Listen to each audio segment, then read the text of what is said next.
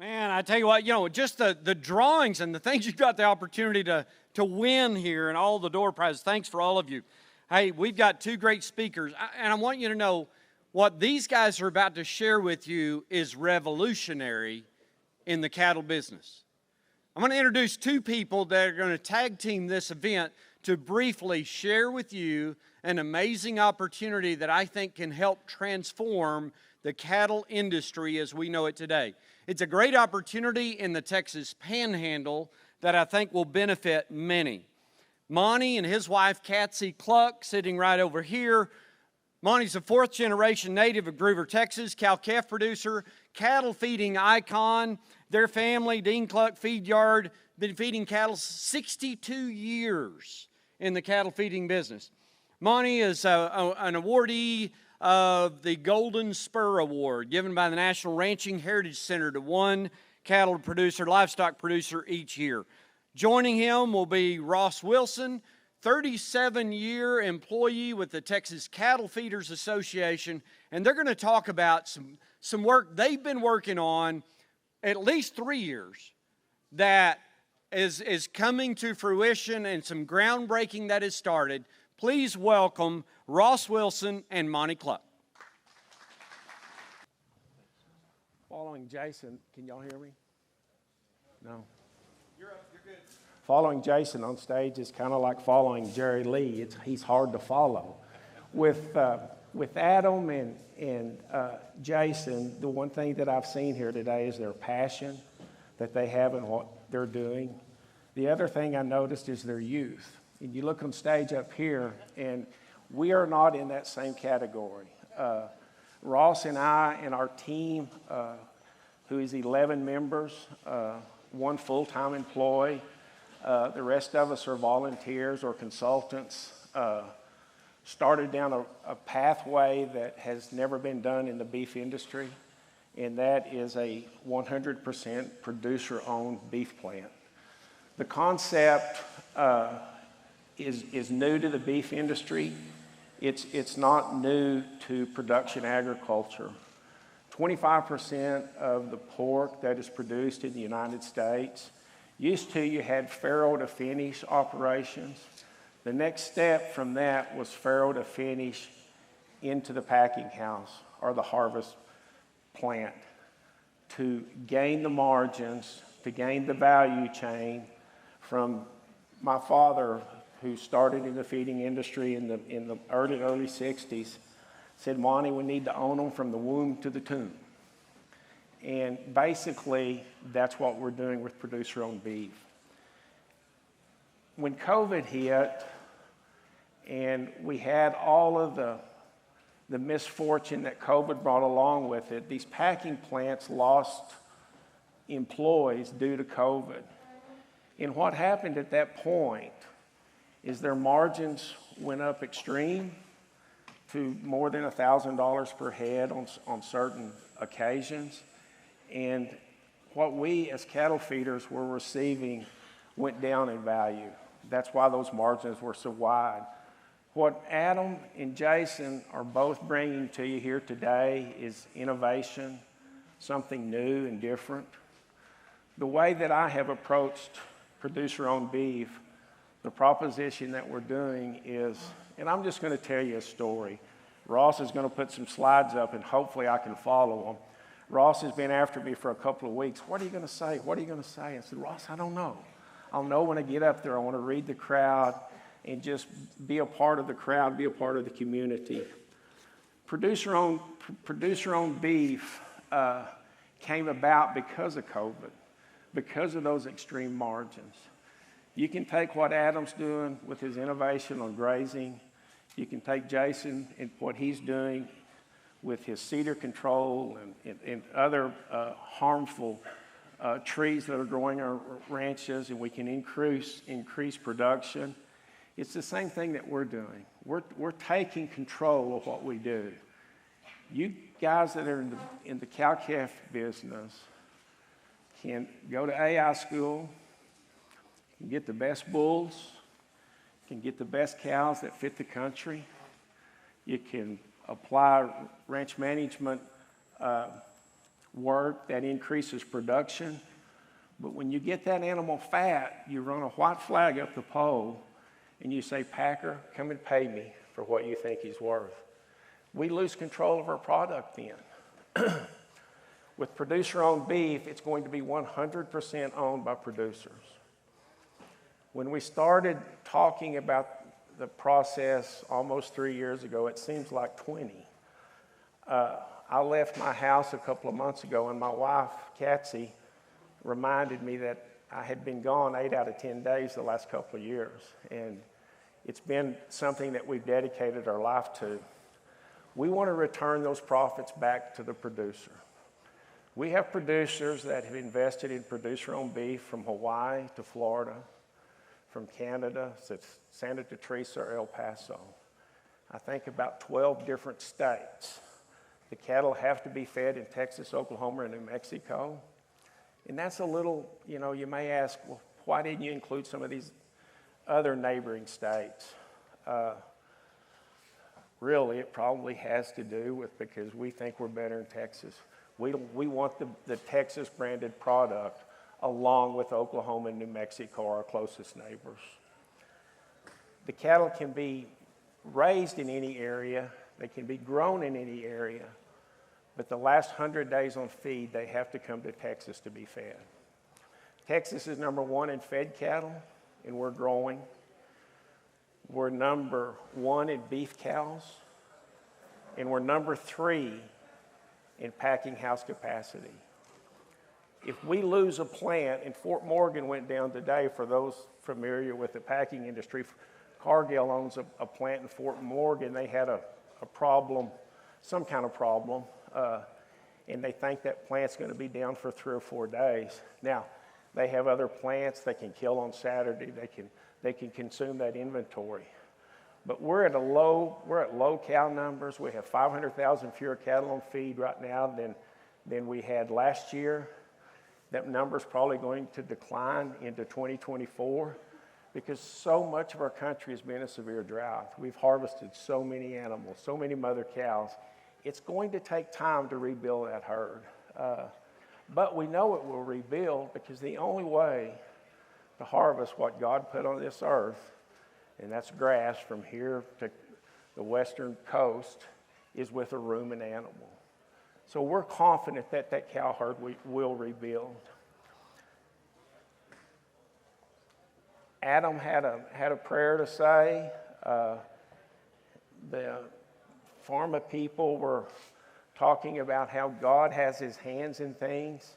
And you come to a community like we are here, Canadian Texas. And Ross and I have been over here, I think 2 times, maybe 3 times, to promote the plant, to talk about the plant with producers, to ask for some investment. But we're not here today to do any of that. We're just here to share the story with you of what we're doing in Amarillo, Texas. The reason we're doing it in Amarillo, 26% of the fed beef in the United States comes from within a 125-mile radius of Amarillo. Number 3 in beef capacity means that we're putting cattle on trucks from the South Plains going into Kansas, and in some cases Colorado every week. Cattle very seldom move from Kansas to Texas. When this plant is completed, it's a 702,000 head a year plant. We're still going to be number 3 in harvest capacity. That part's not going to change. We're going to be between 2.5% and 3% of the. Kathy, can I have a deal of water, please? When this plant's completed, we're going to be 2.5% to 3% of the harvest capacity weekly and daily. That's still going to leave us number 3 in fed cattle capacity. But from a regional standpoint, whether in the beef cow business, the stalker business, or the fed cattle business, you take 702,000 cattle a year out of a region, a rising tide rises all ships. We're going to put more value on the calf market, we're going to put more value on the stalker market, and we're going to put more value on the fed cattle market. We have started our civil work. We have 1,000 acres east of Amarillo that we've worked with the city of Amarillo Area Economic Development. They've made available to us our county, Potter County, Randall County, the state of Texas, our congressional leaders, both sides of the fences, Governor Abbott, Ford Price, our congressman from our region. Everybody's behind the project. You can go out and talk to producers, and at the end of the conversation, everybody says, it ought to work. We've been working on it for 2.5 to 3 years. It's a 30 to a 36-month build. It's 9 months to 12 months to get populated. It's a year to get stabilized. It's a 7-year project, guys. It's patient money. We're going to spend over $700 million. $700 million. We've got a slide right here that I'm not going to go through. You can read it that shows what the value increment is coming back to the state, into our local community. If we could hold an extra $100 a head to the producers through this plant, that's an extra $70 million that stays in our communities. It stays in our area. And what do we all do as cattle feeders, ranchers, and stockmen? We put money back into our community. We give money, we donate money, but we buy assets. We help our communities. We want to grow. We want to do better. That's what we do. 4 packers control 85% of the daily harvest. Now, we have to get along with all of them, and I do. They're my friends. But they are never going to build a new packing plant, because when they do, they lose leverage. And when they lose that 1.5 or 2% leverage, their cost goes up. So we're at equilibrium right now. Producers have to go do this. I coined this. If someone is at my front gate throwing rocks at my porch, how long am I going to sit there and take that? Or am I going to go to my front gate? I'm going to say, we got to change things. We got to do this ourselves. No one's going to do this. The reason it hasn't been done is too damn hard. It costs too much money, and it takes too long. It takes too long because you put that money there for 4 to 5 years, and there's no rate of return on it. And I don't know about you guys, but it takes all the equity, all the capital that we have for our hearts to beat every day. So it's a generational project. Andy, I appreciate you inviting us here. I appreciate your sponsors. I appreciate the community. I was thinking driving over here, I graduated high school at Groover in 1975. And when I was a freshman, every year we played Canadian. We thought we could beat you, but we never did. My senior year, we played Canadian in Groover, and I think we lost by 6 points in 1975. But we kept trying, and that's how our team is. I can't explain to you how incredibly hard it is to build a beef packing plant, be in the feed yard business, and have to sell cattle to those 4 packers every day. I know there's some media in here. I hope you don't quote me on that. But there's room for all of us. There's room for all of us in the industry. But because we're in Hemphill County, because we're in Canadian, I'm going to reiterate to you that the best way to get the full benefit from those genetics that you're producing is all the way through the packing plant. And that's what producer-owned beef is going to allow. I heard Adam talking about his culture. I don't know his father, but his culture is a little different than his father's culture in my generation. My vacation is making a circle, checking things. But this next generation, and I respect that these kids have so much to do, They're in school activities, baseball, football. So culture with the next generation of employees that are going to work in these plants is going to be different than it has in the past. We're going to address that. We're going to have great welfare systems, meaning the cafeteria, the locker rooms. We're going to have natural lighting. We're spending more money on this plant than corporate America would spend because we want it to be good for the worker. We want to have a culture in our plant that's a come-on culture, not a go-on culture. We're going to do something that hasn't been done. And that scares people that are financing it. It scares producers. Why would you want to do something that hadn't been done? It's not proven. We're going to have 4-day work weeks. The industry kills 28 Saturdays a year. Our Saturdays will be Fridays. So we'll kill Monday, Tuesday, Wednesday, Thursday. 28 Fridays out of the year, we'll harvest a half a day. What that lets all of our employees have is half of the year they got a 3-day weekend. The other half of the year they got a 2.5-day weekend. All the plants, most of the plants, STX is a little different right now, but most of these plants are double shift plants. Now, this is a concept, I'll be honest with you, that we'll have to evaluate as we go along. You got a $750 million box there, and the way that the packing industry thinks is you put as much volume through that plant as possible. That's the almighty dollar, that's the mathematics of it. But our people, our culture, we want to be a community, and to do that, we're going to have to make some innovation changes. Technology, we're going to have technology in the plant.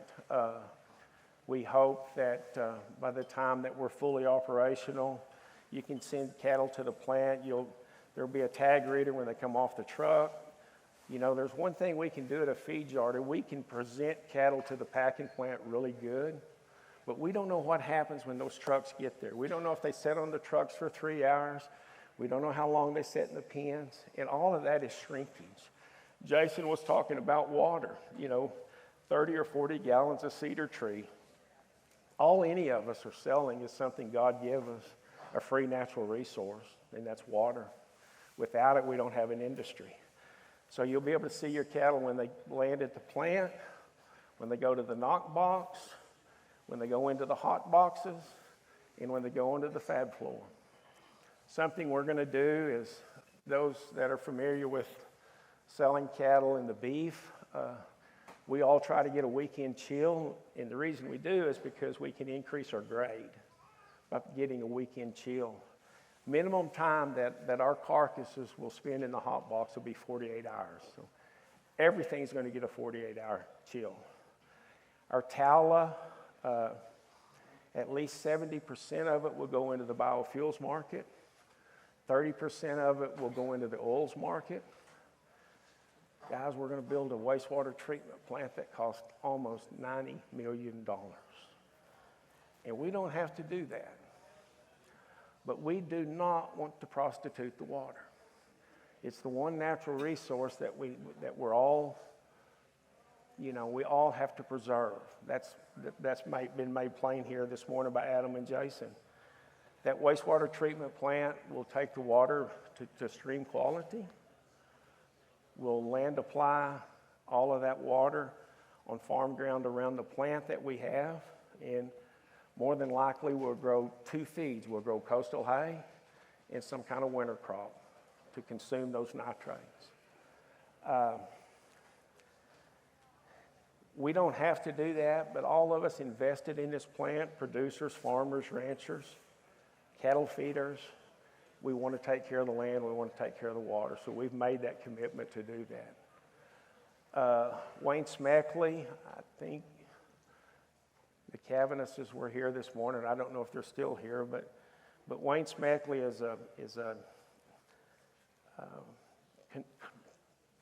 he's a plant designer and he's a plant builder from Colorado.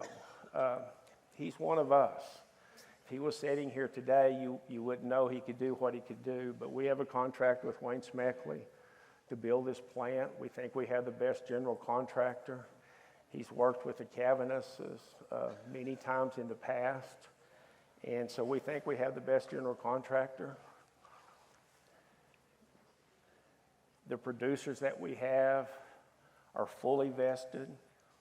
The minimum investment is $229,000. We haven't had a maximum investment, but a guy that puts $10 million in the plant, the guy that puts $229,000 in the plant, they get treated the same. When we started talking about this almost 3 years ago, the conversation led to the point, well, let's just go get 10 cattle feeders, some of the big 10, and let's just build our own plant. Let's leave all these other guys aside. No, we're not going to do this. We're going to harness up together. We're going to put the same weight in each hook, and we're going to pull this wagon together. This plant is for those of us that are too big to be little and too little to be big. There's some major feed yards that aren't involved with us. We're all friends. They know about what we're doing, but this is for the independent cattle feeder, the independent stalker, and the independent cow-calf person. Our team, Ross Wilson, he needs no introduction. Ross and I have been friends for about 45 years, but Ross came out of retirement. We've got some old Tyson people that came out of retirement as consultants. Everybody that we have on the team has the same dedication to succeed. The kiss of death for a cattle feeder is to think that he can go build a packing plant and run it. We can't run it. We don't want to run it. We know we can't run it. If I want a helicopter flown, I'm going to hire Jason to take me somewhere. I'm not going to get in it and fly it. You want a helicopter flown, you hire a helicopter pilot. That's what we're going to do. The cattle feeder is not going to run this plant. We're the entrepreneurs. We put the money in it, and we got a ton of money in it already, guys. It's going to happen. It's going to be an umbrella. We'll have a groundbreaking sometime in early July. I hope a lot of you can come. There'll be some information go out. Our equity raise is complete. Not to say that the safe is full and we wouldn't take some more, but our equity raise is complete, and we have started the dirt work. I want to leave it up to Ross to say a few words. This is not a me or an I project. This is a we and an us project. In the we, meaning people in this room as well. That's the way we approach this. Monty, thank you. I thought I heard thunder a moment ago, but it actually was a bunch of empty stomachs waiting on lunch, so I'll be very brief. Like Monty said, I retired from TCFA back in January of last year, and it's been an honor to be a part of this project. Donald said it's transformative, and it will be. It has been, and it will be. Monty's covered most of these statistics as far as the plant is concerned. There's the location. If you drive by, you'll see dirt moving. There was a lot of, as we held meetings in a number of different places across the country, there was a lot of interest and a lot of support, but also understandably a lot of apprehension for a project of this size and scope, but it's happening. That's just the engineering, one of the many engineering schematics of the plant. Dirt's moving, as Monty said. We'll be pouring concrete sometime, probably in Q2. Could be Q3, maybe probably Q2, as we continue to move forward. So we're not going to take the time, since you need to get to lunch, and then get on with the afternoon program to do Q&A. But Monty and I will be here, and we'd be more than happy to visit with you if you have any questions about the program. So Donald, I'll turn it back to you.